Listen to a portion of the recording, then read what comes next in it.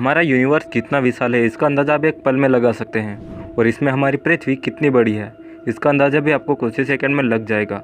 सिर्फ आपको करना यह है कि आपको एक बार अपनी छत पर जाकर या खुले आसमान वाली जगह पर जाकर आधी रात के किसी भी समय, जब आप शहर में हो तो ज़्यादा लाइट ना जल रही हो उस समय, तो एक बार आकाश की ओर देखना है।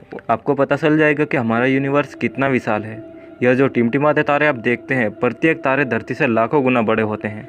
इससे आप अंदाज़ा लगा सकते हैं कि इस ब्रह्मांड में हमारी पृथ्वी कितने स्पेस में व्यवस्थित है। हमारी पृथ्वी इसमें रेगिस्तान में रेत के कण के समान है।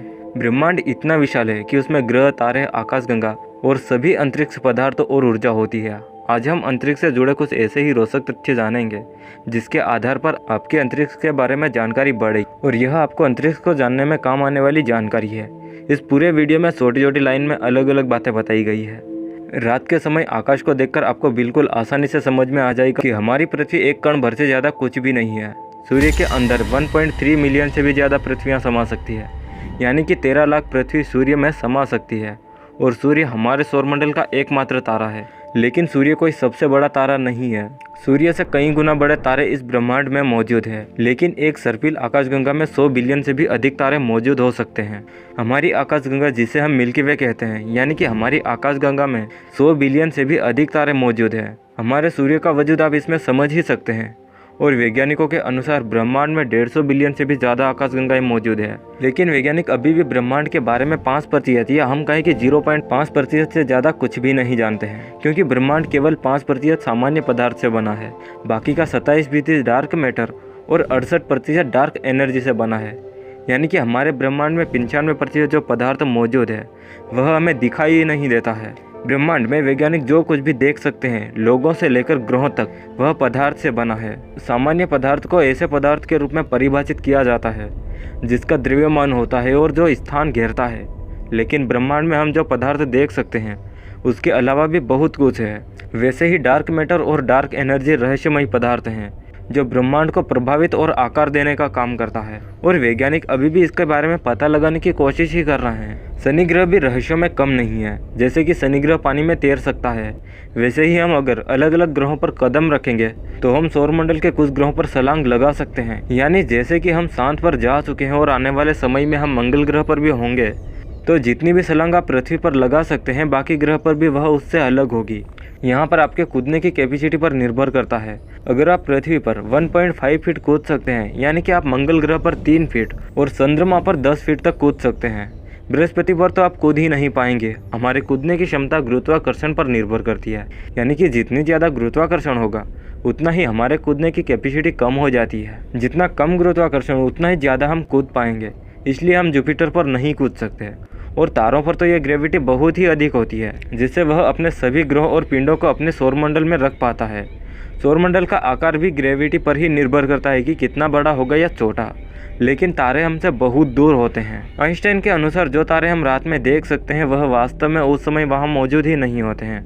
हम उन्हें वर्षों या फिर हजारों वर्षों पहले की स्थिति में छोड़े गए प्रकाश को ही देखते हैं। जो प्रकाश कई साल पहले वहां से चला था, हम उसी को ही देख रहे होते हैं। आज की तारीख में वह तारा वहां पर मौजूद है भी या नहीं उसके बारे में हमें कोई जानकारी नहीं होती है।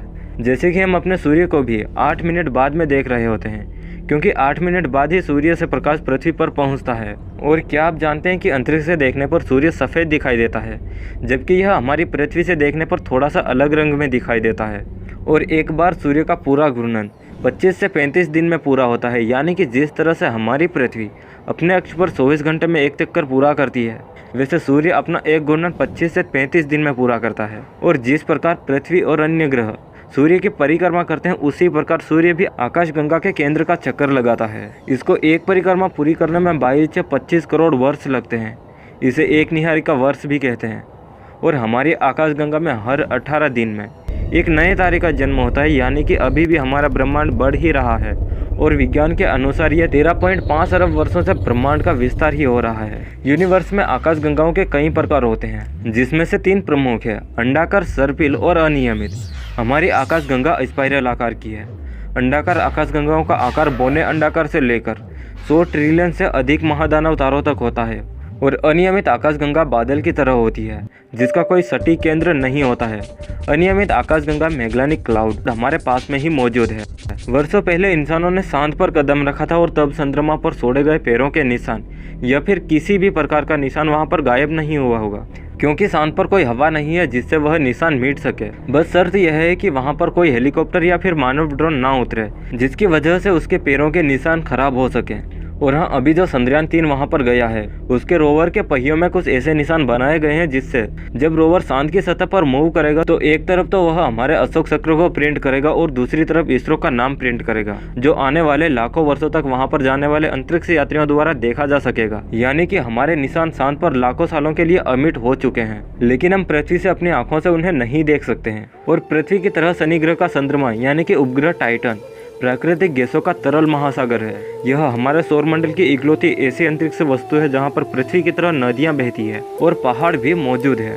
यह चंद्रमा पृथ्वी की अपेक्षा बेहद ठंडा और तापमान शून्य से भी 180 डिग्री सेल्सियस नीचे है, जो साइबेरिया से भी 3 गुना ज्यादा ठंडा है। इसकी नदियां और झीलों में पानी के बदले तरल मीथेन गैस बहती है और ज्वालामुखी से आग नहीं बर्फीली अमोनिया निकलती है। और एक रहस्य हमारे सौरमंडल का जो वर्षों से अभी तक बना हुआ है, प्लूटो तकनीकी रूप से अब ग्रह नहीं है, लेकिन इसका मतलब यह नहीं है कि हमारा सौरमंडल अब 8 ग्रहों तक ही सीमित है, क्योंकि वैज्ञानिकों का मानना है कि अंतरिक्ष के बाहरी कोने के किनारों पर नोवा अनदेखा ग्रह हो सकता है। यदि आप यूरेनस और नेपच्यून जैसे आकाशीय पिंडों के प्रक्षेप वक्र पर ध्यान देते हैं तो आप विशिष्टताओं को देखेंगे।